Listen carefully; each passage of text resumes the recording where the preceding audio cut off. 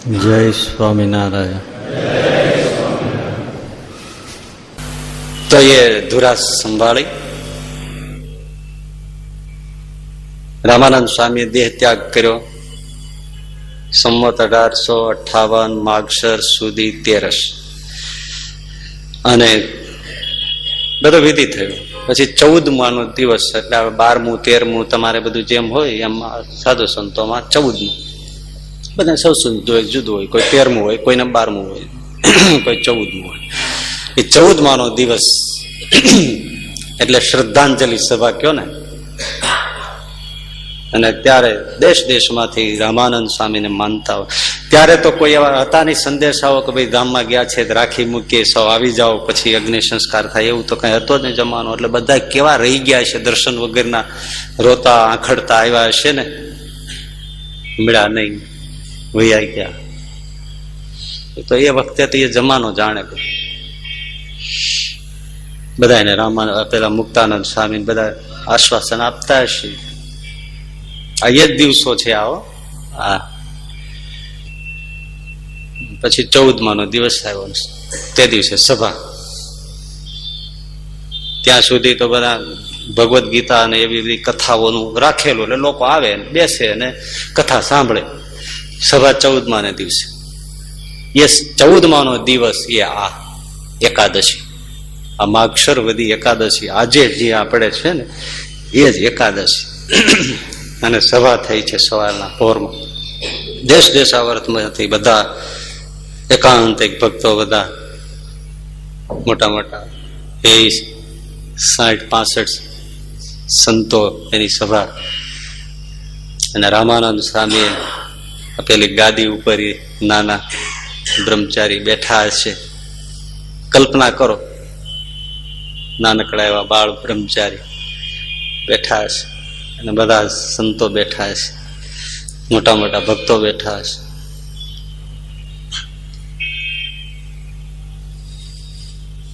મુક્તાનંદ સ્વામી કીધું કે તમે અત્યારે ગુરુને સ્થાને છો, વિરહ બધાને છે, થોડો આશ્વાસન આપો.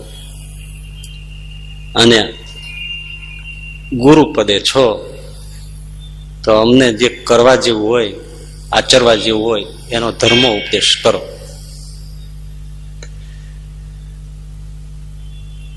પછી શ્રીજી મહારાજે ઉપદેશ આપ્યો છે. સૌનો ગ્રહસ્થના ધર્મો, સાધુઓના ધર્મો, બ્રહ્મચારીઓના ધર્મો, બધાના ધર્મોની વાત કરી છે.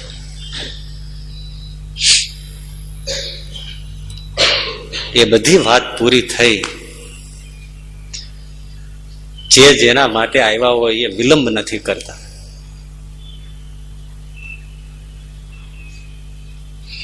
અને પછી એમણે કહ્યું કે આજના દિવસે આજે એક વાત હું ખાસ કહેવા માંગુ છું. શું બોલતા હશે હવે તો આપણે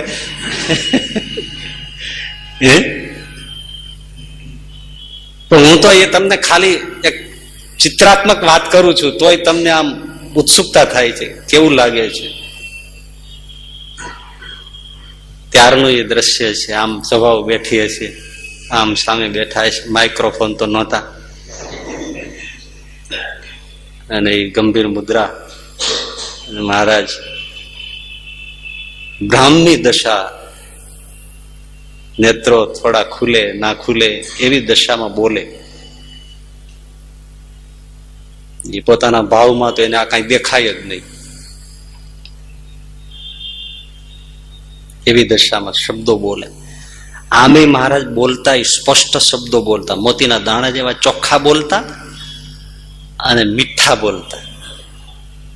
એક શબ્દ બીજા શબ્દ ઉપર ક્યારે ચડી ન જાય એટલા મોતીના દાણા જેવા ચોખ્ખા શબ્દો બોલે અને મધુર બોલે.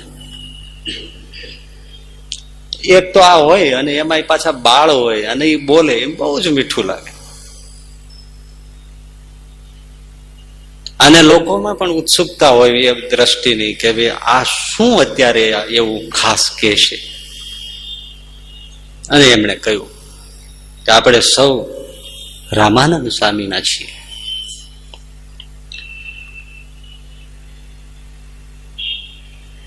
ગુરુએ આપણને ઘણું આપ્યું છે, સૌને ભજન શીખ્યું છે.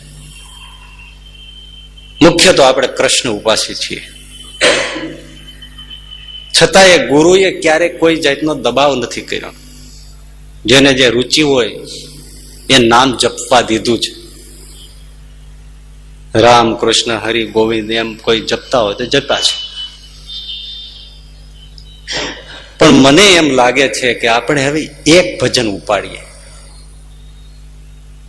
એક મંત્ર.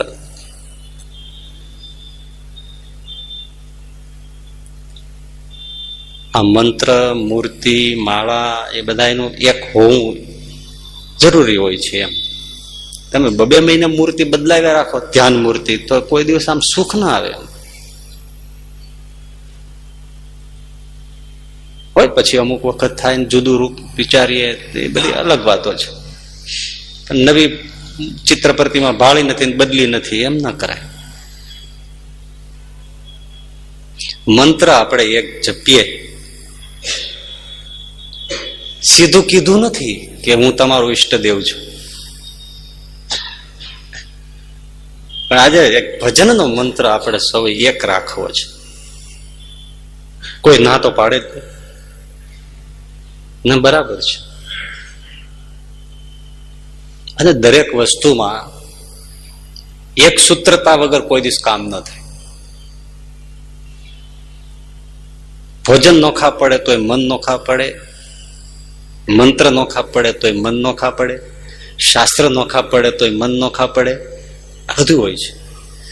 એટલે એક મંત્ર, એનું આપણે ભજન કરવું. અને એ મંત્ર છે, કેવો બોલાય છે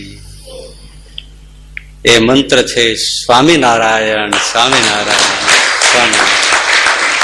સૌ એ મંત્રનું ભજન કરજો. અને સ્વામિનારાયણ મંત્ર આપ્યો, સૌએ એનો જપ કરો.